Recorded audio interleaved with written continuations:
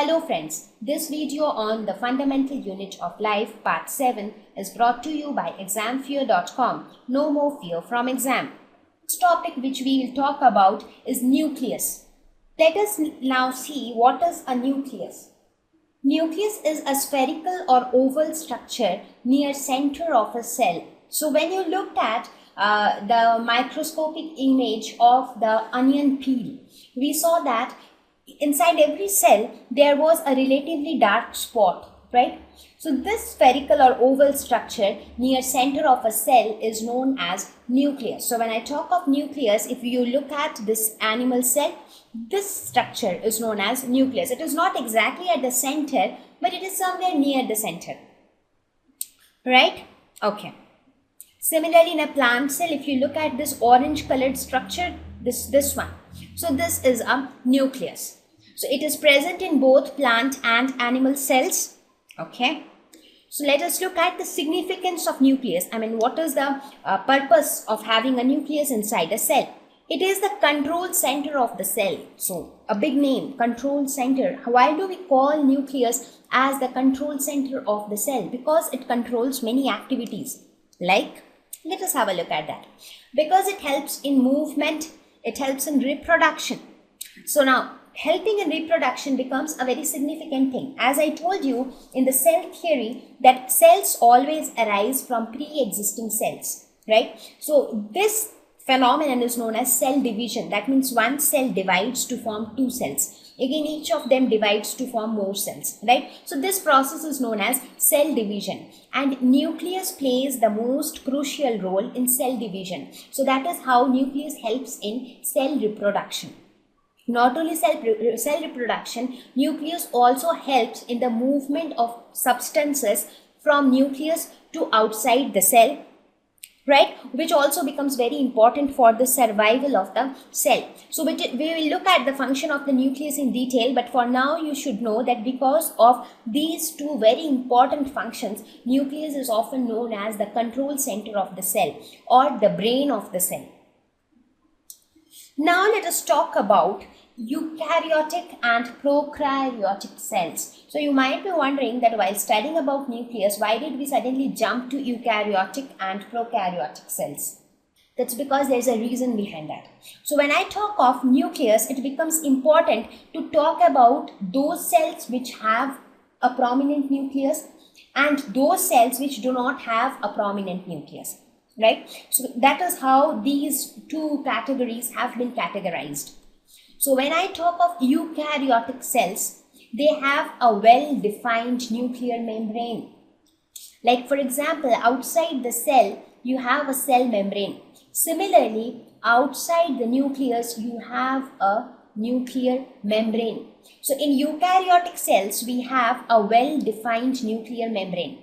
Whereas in prokaryotic cells, we do not have a defined nuclear membrane. So that means in eukaryotic cells, you have a specific nuclear region where the nucleus is located. But in prokaryotic cells, you do not have a specific nuclear region because there is no defined nuclear membrane. So the contents of the nucleus is scattered here and there, right? So that is why we are discussing these two categories of cells, because they have been categorized based on a nuclear membrane. Next, in eukaryotic, we have a distinct nucleus. But in prokaryotic cells, we do not have a distinct nucleus because, as I said, everything is scattered here and there.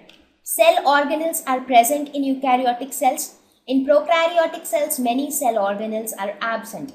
In eukaryotic, most of the cell organelles, right now we have not spoken about any of the cell organelles, but generally I am saying all cell organelles will have an individual membrane of its own. All the organelles will have its own cell membrane, right? But in prokaryotic, there are many cell organelles which are not at all present. In eukaryotic cells, region bounded by nuclear membrane contains DNA and protein. As I said, that means inside the nucleus, what do we have? Inside the nucleus, we mainly have DNA and protein. But in prokaryotic cells, there is no specific region, right? So the undefined region with nucleic acids is known as nucleoid, because here the region is like a scattered region. So whichever region has more of nucleic acids, we call that region as the nucleoid. So that means in prokaryotic cells, we have nothing called nucleus, we have nothing called nuclear membrane. Instead, we have something called as nucleoid. So nucleoid is any region which has more of nucleic acids. Let us look at some of the examples. When I talk of eukaryotic cells, you can consider any example of any plant or animal cells. When I talk of prokaryotic cells, you can think of bacteria and blue-green algae cells. Because most of the cells which we see are eukaryotic, human beings or any animal or bird, so they will all be eukaryotic, where you have all cell organelles present surrounded by membranes, where you have a distinct nucleus which is surrounded by a nuclear membrane. But in prokaryotic cells, everything is vague. You do not have distinct organelles. You are not able to see the organelles specifically because they are not surrounded by any membranes. Similarly, there is no distinct nucleus. There is no nuclear membrane. So you just have some region. There is just some region which will have some nucleic acids, and that region is known as nucleoid. Right? So this is how we differentiate between eukaryotic and prokaryotic cells. So let us have a quick look at the eukaryotic and prokaryotic cells. If you look at the eukaryotic cells, this is an animal cell where you have a distinct nucleus which is surrounded by a nuclear membrane, which you can see here, right? Similarly, you have so many these different structures which you see, they are different cell organelles. So you can see specific cell organelles, each of them surrounded with its own membrane. Similarly, in a plant cell also, you see that these are the different structures. This is the nucleus which is surrounded by the nuclear membrane. Similarly, other cell organelles are also present. Whereas in case of a prokaryotic cell, if you look at this prokaryotic cell, do you see a specific nucleus? There is no specific nucleus. There is just one region which has nucleic acid. That means this region consists of nucleic acid, and we call this region as nucleoid. But again, this nucleoid will not have any fixed shape or size or any fixed location. It can be just any region where you have more of nucleic acids. That region is known as nucleoid. Correct? So here, if you see inside, you do not see the cell organelles also. For example, here you see this organelle which looks like this. So you have these kind of structures, you have this kind of structures. All these things are missing here because, as I said, there are many cell organelles which are not at all present in the prokaryotic cells. Right? Okay. Now, why was it important to talk about eukaryotic and prokaryotic cells was that because when we talk about the different cell organelles, whatever we will talk about, we will be considering the eukaryotic cells most of the times, because eukaryotic cells are the ones which will have all cell organelles. Right? Let us now talk about the structure of the nucleus in eukaryotes.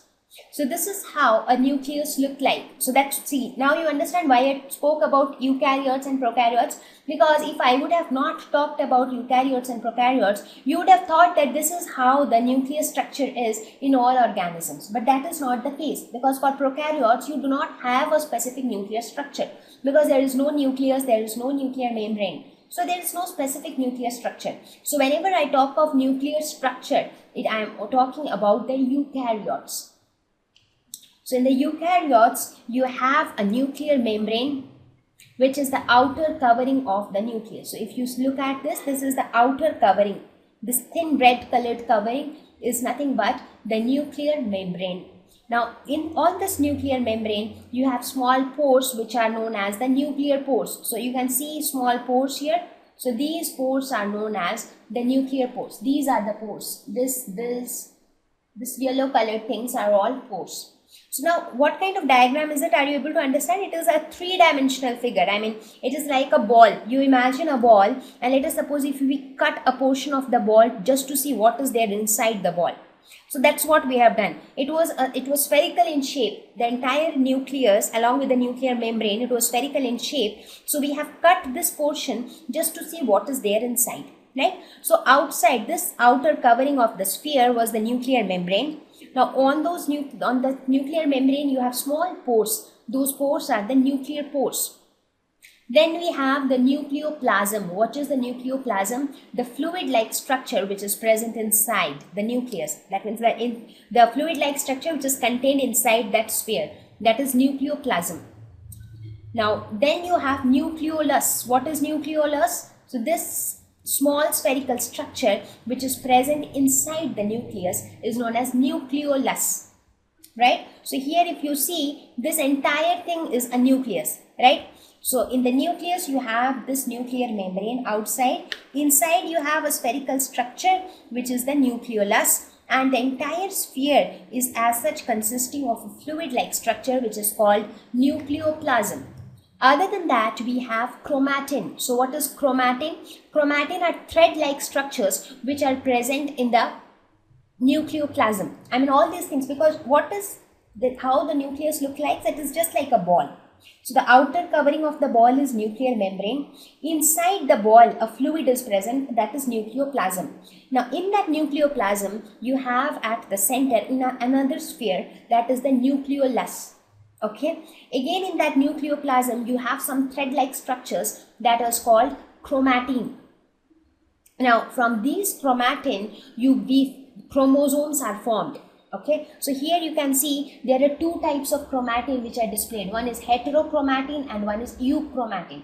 Heterochromatin are the chromatins which are in green color. So heterochromatin are the one which are towards the nuclear membrane. That means the chromatin with the thread-like structures which are towards the nuclear membrane, they are known as heterochromatin. And euchromatin are the chromatin which are towards the nucleolus. So if you see here again you have some small green-like structures, green thread-like structures, right?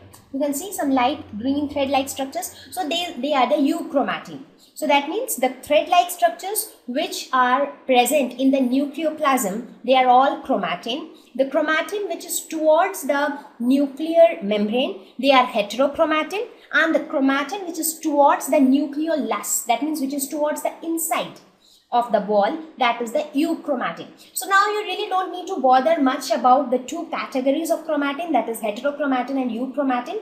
For now you should just know that inside the nucleoplasm you have some thread-like structures that are known as chromatin. Now these chromatins later form chromosomes when the cell divides. So we will talk about chromosomes in one of our next slides. And then again inside the chromosomes you have DNA and protein. So these DNA, because of the presence of this DNA, nucleus becomes so much significant for reproduction of cell or for cell division, as I said, right? Because for example in all human beings, what happens? For example, there is a child. The child has some traits which are similar to his father or which is similar to his mother. So we call those traits as genetic traits. We say that he inherited this from his father, right? So how that inheritance happens? That inheritance happens because of DNA, right? And this DNA is present inside the nucleus, and this nucleus is present inside a cell. So that is why when we talk of reproduction or when we talk of cell division, the most crucial role is played by the nucleus. Correct? Okay. So I know that everything is not very much clear to you right now, but all I wanted to explain in this slide is that how the structure of a nucleus looks like. So you can understand the structure very easily by imagining a ball. You just take a football in your hand and you can understand the structure of a nucleus very easily. So the outer side, again a quick review. Outer side, nuclear membrane. On nuclear membrane you have small pores. Okay, they are called nuclear pores. Inside the ball you have a fluid filled everywhere, that is nucleoplasm. Now in that nucleoplasm you have at the center another small ball, that is nucleolus. Right? Again in the nucleoplasm you have, other than the nucleolus, you have some thread-like structures. These thread-like structures are the chromatin. Right? So these four are basically the four important structures of the nucleus. Correct? Okay. So let us go ahead and describe each of them. So when I say nuclear membrane, what is it? It is a double layered covering of the nucleus. Again, what is its purpose? To ensure protection of the nucleus. Absolutely. Then we have nuclear pores. Now, why do we have small pores on the nuclear membrane? What is the purpose of having pores on the nuclear membrane? Pore on nuclear membrane allows transfer of materials to outside, because when you have holes over the membrane, let us suppose if you have a ball, okay, you make some holes on the outer covering of the ball, then what will happen? Air can go inside and come back through the holes, right? So similar is the function of nuclear pores. So when you have pores on the nuclear membrane, these pores will actually allow transfer of materials from inside the cell to outside, as well as from outside to inside the cell. Okay, I'm sorry, not inside the cell, inside the nucleus. So the next one is nucleoplasm. So what is it? It is the fluid enclosed by the nuclear membrane, right? Then comes the nucleolus. What is the nucleolus? It is the structure embedded in nucleoplasm. So this is my nucleolus. So this spherical structure is the nucleolus. It may be one or many in number. Sometimes there is just one nucleolus inside the nucleus, but at some certain times there are many nucleolus. Nucleolus is composed of protein and RNA. What is RNA? Like how we have DNA, similarly we have another nucleic acid called RNA. So we will talk about RNA in detail. So inside this nucleolus, you have protein and RNA. Please remember these things, it will help you. Ribosome formation takes place here. So what is ribosome now? When I was talking about the different cell organelle, ribosome was one of the cell organelle, right? We will talk about ribosome in our next slides, but here what we are trying to say is ribosome is a cell organelle and ribosome is formed inside the nucleolus, right? Okay, so this is again a function of nucleolus, that it helps in the formation of ribosome, which is a cell organelle, that means which again performs a specific function. Next we have the chromatin. What are chromatin? These are thin thread-like structures which are embedded in nucleoplasm. So inside in the fluid, you will have some thread-like structures. They are called as chromatin. Now, chromatin consists of DNA, RNA, and nuclear proteins. So what is DNA? DNA is deoxyribonucleic acid. RNA is ribonucleic acid, and nuclear proteins. Now, because of the presence, so when I talk of DNA is nothing but the one which is responsible for inheritance and genetic behavior. That is DNA. So when I talk of nuclear proteins and RNA, what do? They actually help in the survival of the cell, because see, anything which is living, it needs something to survive. For example, we all human beings live, but we need food, we need water to survive. Similarly, each cell also needs some nutrients in order to survive. So those nutrients are given in the form of nuclear proteins or even RNA also helps in that. Now this chromatin exists during the resting stage of a cell. So now we are going to talk something important. As I mentioned about chromosome in one of our previous slides. So where is the chromosome now? We do not see a chromosome in this picture, right? We only see the chromatin. We can see a chromatin here. So these are the chromatins. Whatever green colored structure we see here, they are all chromatin. But there is no chromosome. So where is the chromosome? Now what happens is that when the cell is in a resting stage, what is a resting stage? That means the cell has no plans to divide right now.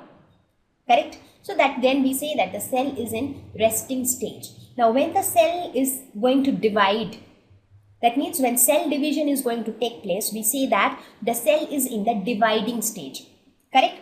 So when the cell is in the resting stage, we can see chromatin. That means the thread-like structures are seen only when the cell has no plans to divide. Right? So then when do we see a chromosome? Chromosomes are rod-shaped structures which are formed when chromatin condenses together when the cell is about to divide. So it is somewhat like this. So let us suppose these are the chromosomes. So this is how chromosomes look like. They are like all haphazard, thin thread-like structures. So this is how chromosome looks like. So this is the resting stage.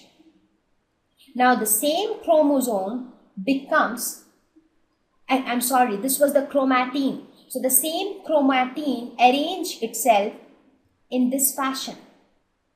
and this is known as chromosomes. So this happens in the dividing stage.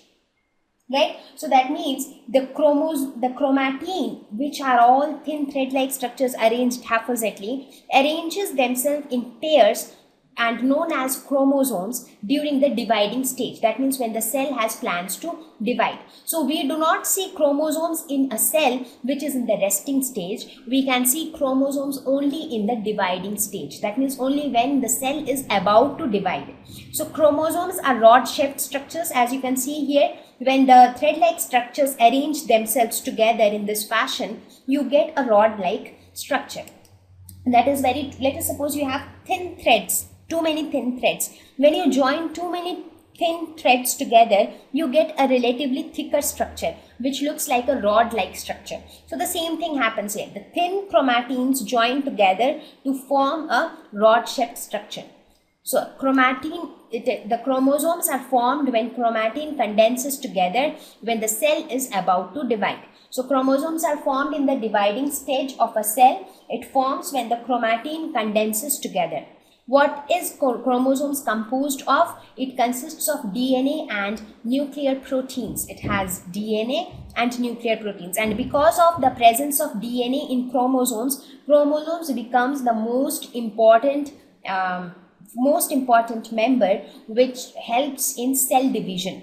So chromosomes contain information for inheritance. As I mentioned, the information of inheritance is contained in DNA. So inside DNA we have small segments. Those segments are known as genes. So from those genes the word genetic has come up. So often the doctors say, okay, you get sometimes we go to a doctor and we complain that I get frequent headaches. And the same thing happens to my dad also, and the same thing used to happen even to my grandfather. So the doctor says that, okay, then this is something genetic. That means this is something which is carried by the genes. Because the same genes which was there in your grandfather, some of them came to your father, again some of them came to you. So that is how the genetic information is carried over one generation to another. And the genetic information is contained in this DNA, that is deoxyribonucleic acid.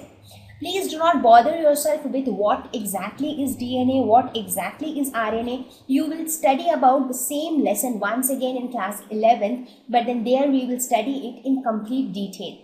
So at this stage, that means for class 9th, all you need to know is you should be aware of the structure of the cell. You should be aware of the names of the different cell organelles.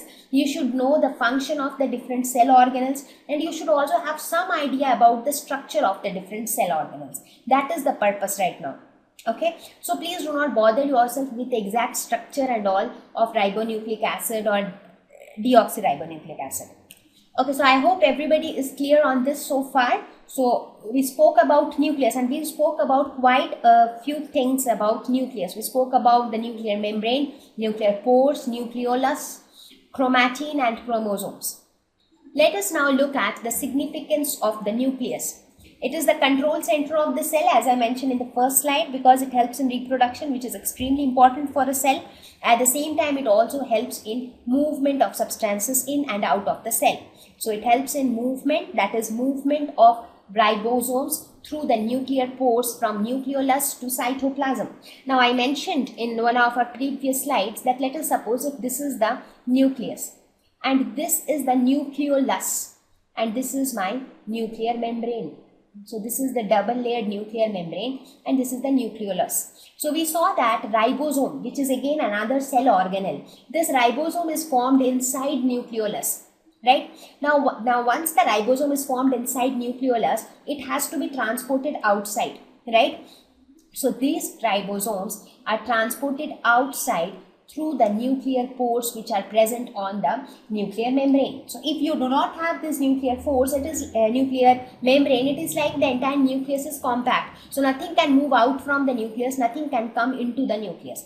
But because of the presence of those nuclear pores, the ribosomes which are produced inside the nucleolus can be transported from the nucleolus to the cytoplasm. Right? Because outside everywhere you have cytoplasm. It also helps in cellular reproduction, that is chromosomes contained in nucleus play a crucial role during cell division, as I mentioned before. So as I mentioned before, the main organ which takes part in who plays the crucial role in reproduction of a cell is the chromosomes, because chromosomes contain DNA and DNA contain genes, and these genes are responsible for hereditary characters. So chromosomes contained in a nucleus play a crucial role during cell division. Now this cell division is a very important phenomenon to understand. It is not very simple how the way cell divides. You understand what is cell division? Cell division means that, let us suppose you have one cell A. Let us suppose this is cell A. So this cell can divide to form two cells, A1 and A2. Again, each of these cells can divide to form more cells. Now it is not as simple as it looks like. So there are many different ways in which cells actually divide. So in this cell division, chromosomes play a very crucial role. So not only that, the genes present inside chromosome, because chromosome is made up of DNA and proteins, and DNA consists of segments known as genes. So these genes present inside chromosomes decide the hereditary characters. Right? So that is why you can understand why nucleus is known as brain of the cell, because of its significant role in cellular reproduction and movement of substances through nuclear pores from nucleolus to cytoplasm. Right? Okay. Now we will study about cell division in class 11. As I said, there might arise many questions in your mind for many different things, because this is a lesson which is not very simple, because you get introduced to many new terms. At the same time, we do not give you much details on everything, because if I start giving you details, it will be like too much at your level. Right? So we will understand cell division in detail in class 11. Now if you are clear with the basic concepts of the structure of a cell in class 9, it will be very easier for you to understand the advanced structure of a cell in your class 11. Thank you. Please visit examfear.com to watch free educational videos, try free online tests, get the best quality study materials, study from the best tutors and mentors, and much more. Thank you once again.